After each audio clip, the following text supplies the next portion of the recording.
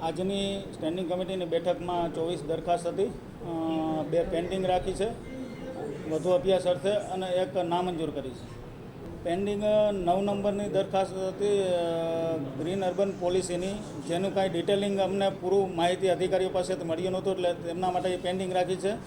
અને બીજી એક છે 23 નંબરની એ રેસકોર્સ રિંગ રોડ જે લાઇટિંગ કરવાનો કોન્સેપ્ટ હતો એ એક પેન્ડિંગ રાખી છે. એમાં પણ એનો કોન્સેપ્ટ કઈ ટાઈપનો છે, એજન્સી શું કરશે એની ડિટેલ મગાવી છે, એ 2 પેન્ડિંગ રાખી છે.